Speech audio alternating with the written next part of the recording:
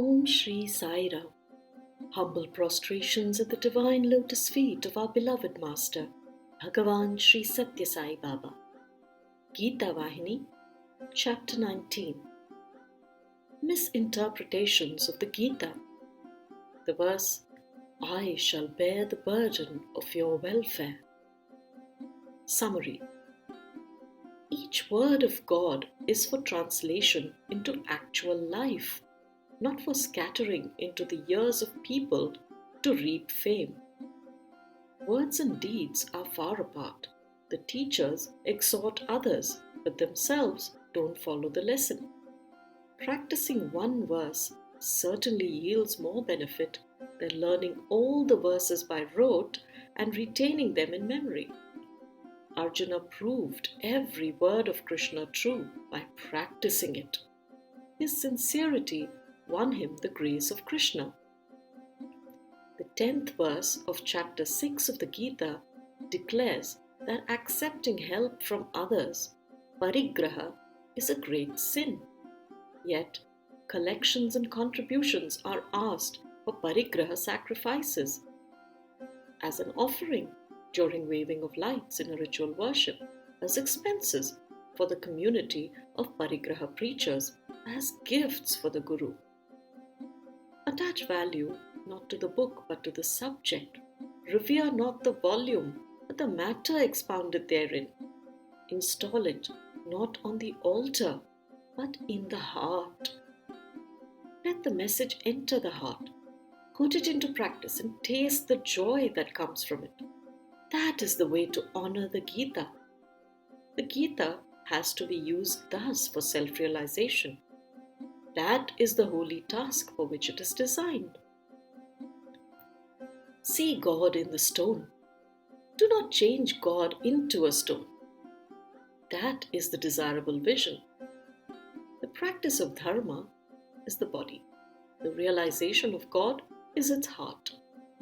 The Gita is spoken in order to foster dharma, not valued possessions, dhanam.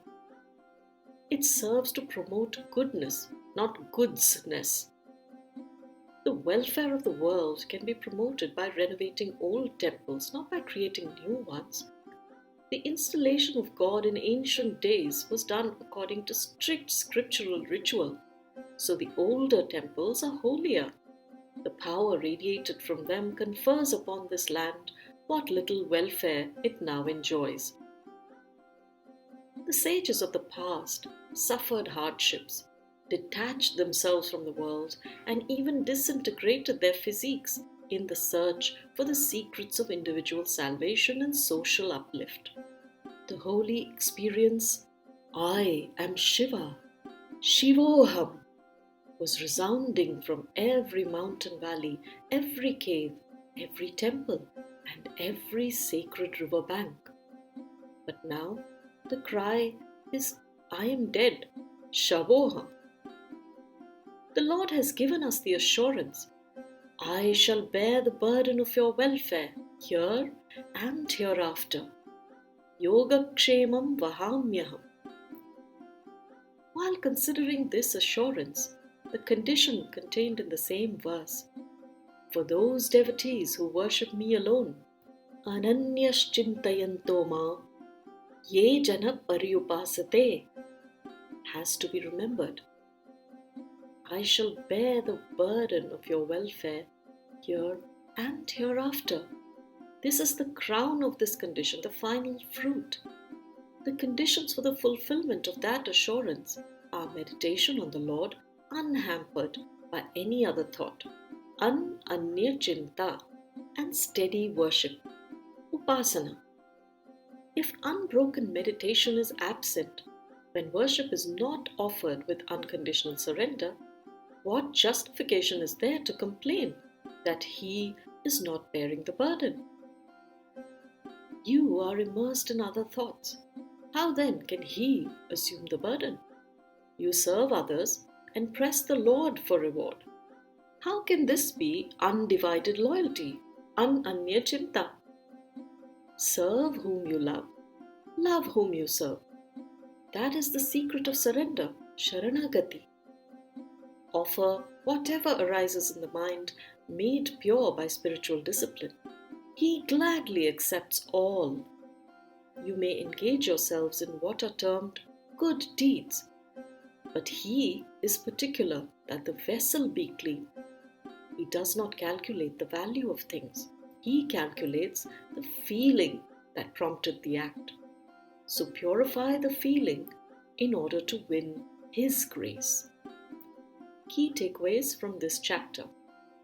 First, when we look to ingest the meaning of a difficult verse of the Gita, we tend to engage in intellectual acrobatics, satisfy ourselves with some intellectual interpretation, and then go back and behave in the same habituated way with our family, friends, colleagues, and acquaintances.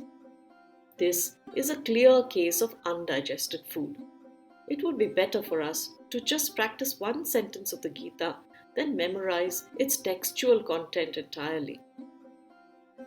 Second, the lasting impact of the wisdom of the ancient rishis, as well as the sanctity of ancient temples, can be seen by the purity of purpose that went into their installation and the piety of those who conducted austerities for the welfare of the world, often at great individual sacrifice.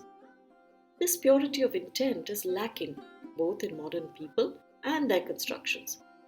Let us aim first to cleanse the impurity in our own heart and then serve society with that intent and grace. Third, the Lord's assurance to bear the responsibilities of our burdens rests on one natural but essential condition, that we spend our days and actions contemplating Him and handing our burdens to Him while absorbed in that contemplation. When we fill our own minds with other desires, worries, hopes, and fears, with little room for God, that process of absorption by the Lord in the Lord cannot be complete. We need to at least jump onto the shoulder of the Father to be comfortably carried by Him. Fourth, the Lord doesn't care for the quantity of your offering, only the quality. It doesn't matter in the least if you are not a world leader endowed with great intellectual or financial capacity. This will naturally vary greatly from individual to individual. But the intent and purity of the action done by the highly accomplished and the unlettered with limited talent will be assessed by the Lord in the same way. So, let us first ensure that clear intent and heartfelt thoughts and feeling drive all of our actions. End of chapter 19. Jai Sai Ram.